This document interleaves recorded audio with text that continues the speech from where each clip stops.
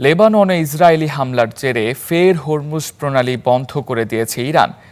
দুই পাশে আটকে আছে শত শত তেল, গ্যাসবাহী ট্যাঙ্কার, পণ্যবাহী জাহাজ। এর আগে যুদ্ধবিরতির ঘোষণায় ইরান হরমুজ প্রণালী খুলে দিতে রাজি হয়েছিল, যার প্রভাবে বিশ্ববাজারে তেলের আকাশচুম্বী দাম কিছুটা কমেছিল। তবে প্রণালীটি পুনরায় বন্ধ হওয়ার ফলে আবারও বাড়তে শুরু করেছে অপরিশোধিত তেলের দাম। বিশ্ববাজারে তেলের সরবরাহ স্বাভাবিক হওয়ার আশা জাগিয়েছিল ইরান। তবে ডোনাল্ড ট্রাম্পের ঘোষিত 2 সপ্তাহের যুদ্ধবিরতি কার্যকর হওয়ার কয়েক ঘন্টার মধ্যেই ভেঙে পড়ে সেই আশা। লেবাননে ইসরায়েলের হামলার পর যুদ্ধবিরতি লঙ্ঘনের অভিযোগ তোলে হরমুজ প্রণালী দিয়ে জাহাজ চলাচল আবারও বন্ধ করে দেয় ইরান। বিশ্বের প্রায় 1/3 তেল সরবরাহ করে এই পথ দিয়ে। তাই হরমুজ প্রণালী ফের বন্ধ হওয়ার খবরে বিশ্ববাজারে বাড়তে শুরু করেছে অপরিশোধিত তেলের দাম। বৃহস্পতিবার অপরিশোধিত তেল ব্যারেল প্রতি $60 বেড়ে বিক্রি হচ্ছে $97।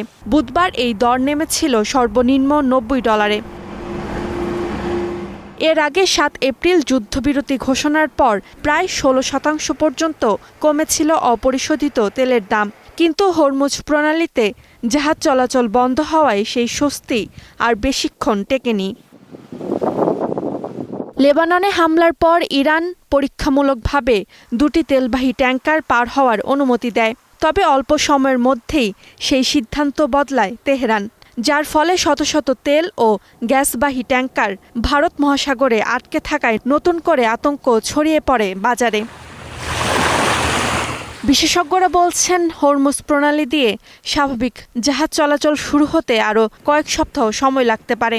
তবে ইসরায়েল যদি লেবাননে হামলার মাধ্যমে শর্ত লঙ্ঘন চালিয়ে যায়, তবে ইরান যুক্তরাষ্ট্রের সঙ্গে যুদ্ধবিরতি চুক্তি থেকে নিজেদের প্রত্যাহার করে নেবে। ফলে বিশ্ববাজারে আবারও বাড়বে অপরিশোধিত জ্বালানি তেলের দাম। Roksana Rimi, star news.